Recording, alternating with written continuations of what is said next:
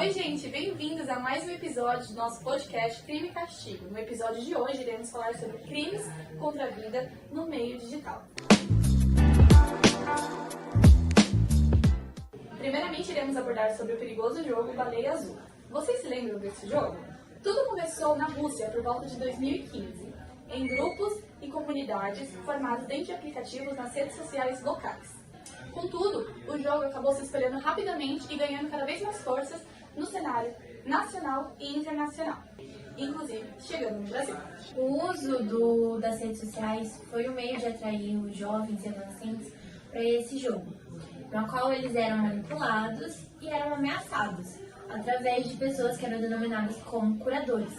Então, que tinha esses diversos desafios, ameaçavam elas e levava até o final do desafio, que seria o suicídio. Agora que entendemos um pouquinho sobre a origem do jogo e a sua disseminação, iremos abordar um pouquinho sobre as regras e como funcionava o jogo. Agora que entendemos sobre a sua origem e a sua disseminação, vou falar aqui para vocês um pouquinho, e para você aí que está assistindo também, os três principais regras que eram pertinentes no jogo. O cumprimento rigoroso era que os participantes devessem realizar todas as 50 tarefas, desafios diários, sem interrupções. E o sigilo absoluto seria que os participantes não falassem, explanassem a fase do jogo em que ele está, ou falasse quem seria o curador ou qual seria a sua próxima fase do jogo. Qualquer informação, né? Não podia sair nada. Exatamente. Os participantes, eles precisariam enviar as provas como meios de comprovar que estariam fazendo tal desafio. Então, se, por exemplo, se tivesse assistido o filme, deveria comprovar por meio de foto ou vídeo ou algum relato, né, do filme para o curador, para que comprovasse que ele tivesse feito tal tarefa. Uma manipulação muito grande, né? Que o curador fazia com as Uma ameaça era um jeito de mexer com a cabeça da criança muito frágil, né? Sim. E eu vi que também, tipo, quando envolvia o desafio de fazer cortes, igual tinha aquele que era fazer uma baleia com uma navalha, tinha que tirar foto do braço, tudo pra comprovar, né? E eu acho que nem se você quisesse tirar uma da internet, você não conseguiria comprovar. Não, eles sabem de tudo, né? Então. Inclusive, temos o nosso participante, o Vinícius, que participou, então vamos ter um depoimento sobre uma pessoa que realmente vivenciou o jogo. Naquela época, eu lembro que eu estava na escola na época e ao redor de nós, todo mundo estava falando desse jogo, tanto os pais como os professores também. E eu tinha um colega que ele entrou nesse jogo, ele começou a participar e ele falou pra mim que ele estava jogando, e aí eu senti uma curiosidade. Eu mesmo fui atrás do grupo, porque tinha um grupo no Facebook na época, que os curadores utilizavam para chegar até os participantes, as vítimas, né, no caso.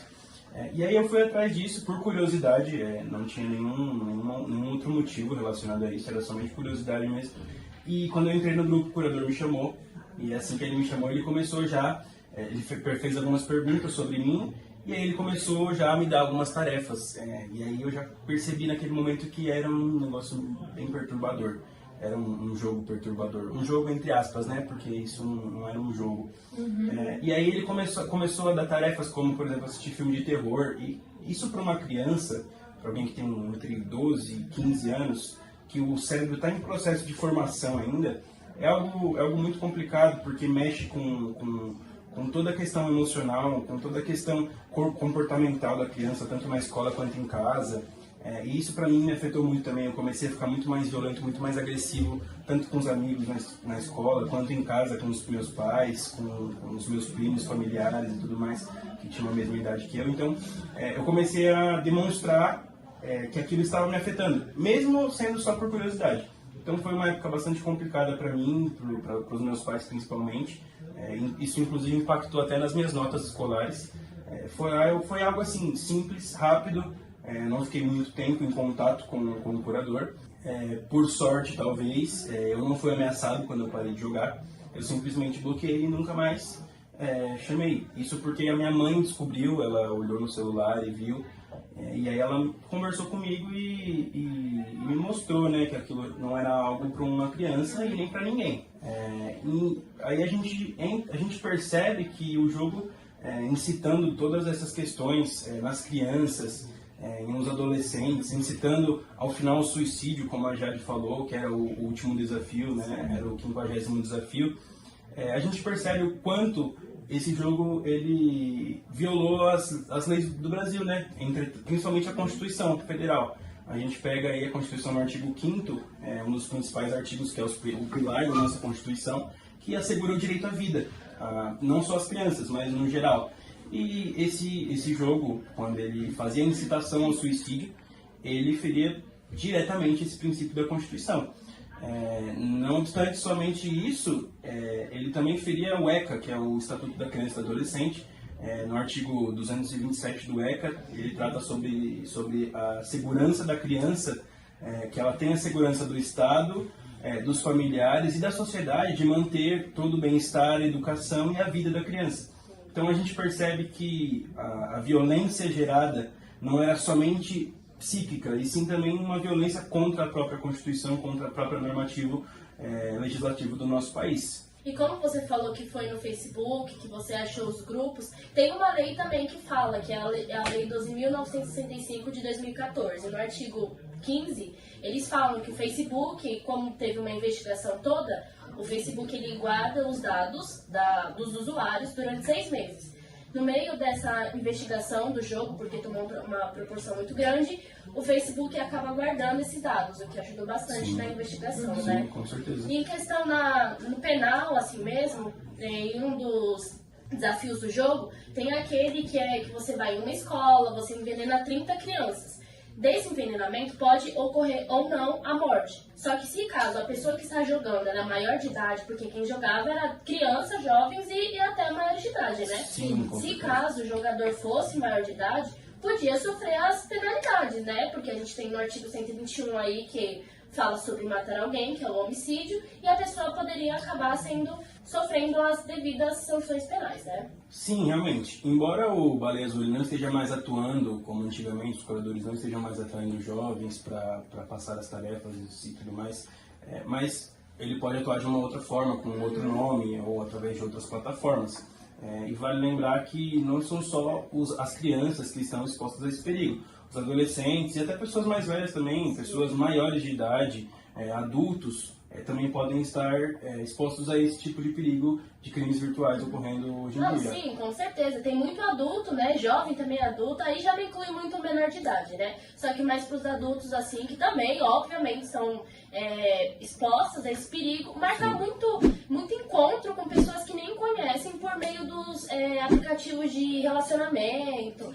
Aí, só que você não sabe com quem você está falando do outro lado da tela. A pessoa pode se apresentar como uma pessoa, chegar lá e eu ser outra pessoa totalmente diferente. Exatamente. Tanto como personalidade, fisicamente. E às vezes essas pessoas que vão ao encontro já vai na intenção de cometer um homicídio, né? Sim. E aí já acaba. Aí já acaba sofrendo também as sanções penais, né? Porque se enquadra no artigo 121, né? Sim, com certeza. Conforme o Vinícius falou, embora atualmente não haja mais casos recentes sobre o caso da baleia azul, é importante a gente ficar sempre em alerta, né? A possíveis prevenções que a gente pode ter, não só do sentido de baleia azul, mas sim de outros casos que podem haver, como aplicativos como o Discord, né? O próprio Facebook, o próprio WhatsApp, tá bom? O próprio Tinder, que é um site de encontros muito famoso, tá? É importante que os responsáveis sempre estejam em alerta a possíveis mudanças de comportamento e problemas emocionais que esses adolescentes e essas crianças tenham passado, tá? Então, no caso, é importante a gente ficar em alerta em sinais bruscos de mudança de comportamento, como reclusão, como realmente um temperamento anormal, tá? Dessa criança e desse adolescente, tá? Então, às vezes, aparecer com machucados, com arranhões, com moletões escondendo, né? É muito importante a gente ficar em alerta também ao conteúdo, né? O que essa criança está assistindo, o que ela está consumindo na internet, tá? Como atenção a casos de suicídio, como temas mórbidos, tá? Então é sempre bom a gente ficar em alerta. Ela parte de uma conversa clara e aberta. Algumas medidas podem ser o monitoramento dos pais sobre as redes sociais daquela criança, o que aquela criança está consumindo, quais são os tipos de conteúdo, né? Se é o certo para a idade dela, né? O monitoramento, ele permite que os pais tenham um controle maior, né? Sobre a segurança, se realmente a criança está sofrendo algum tipo de ataque, alguma ameaça. Então, com o monitoramento, ele permite que a gente tenha um controle e saiba o que está acontecendo, né? Quais são por que aquela criança passa tanto tempo nas redes sociais, tá bom?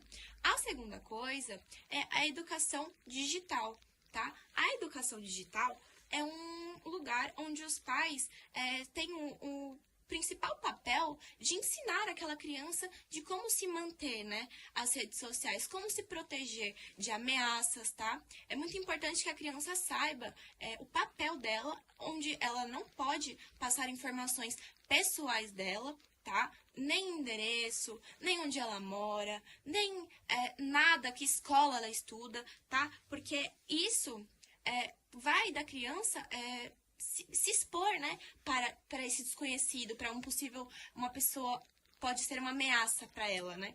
Então, no caso, a orientação dos pais sobre de como se portar nas redes sociais, ela é de extrema importância, tá bom? A segunda coisa é estabelecer limites para aquela criança, tá? De quanto tempo ela vai usar aquela rede social, quanto tempo, qual o acesso dela diante dessa rede social, tá bom? E, além de tudo, a gente tem que promover uma estabilidade emocional para aquela criança, tá? Promover situações onde aquela criança se sinta confortável de se abrir, tá? De portar algum problema para você, tá bom? E até, se em casos mais graves, procurar uma ajuda profissional para aquela criança, tá bom? Embora atualmente não haja mais casos recentes, é importante destacar que ainda existem riscos significativos em uso de plataformas digitais, como Discord, Tinder e jogos como Valorant. Por exemplo, já teve casos no próprio Tinder, onde usuários marcaram encontros na intenção de prejudicar ou até de matar outras pessoas, o que demonstra, né, o risco real que as pessoas podem ter conversando, tendo esse contato com desconhecidos em sites de relacionamento e em plataformas digitais.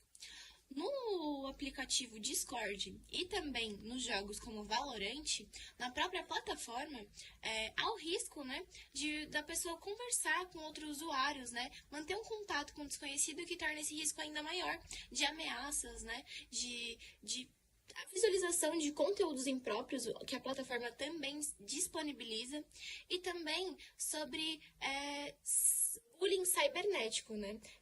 Isso tudo dentro de uma plataforma digital, ela é realmente algo muito preocupante, né? Então, por isso, é muito importante que os pais sempre estejam atentos a todas essas questões, tá? A todas essas coisas que possam ligar a essa situação de ameaça, tá? De constrangimento. É muito importante que os pais sempre instruam as crianças perceberem esse risco e sempre comunicarem, né, o quanto antes, tá? Bom, gente, nós vamos encerrando por aqui. Foi um prazer falar com vocês hoje, tá bom? Eu espero que vocês tenham gostado do nosso conteúdo. Esse foi mais um episódio de Crime e Castigo e o assunto de hoje foi crimes contra a vida. Tá bom? Um beijo, um abraço e espero que vocês tenham gostado. Tchau, tchau!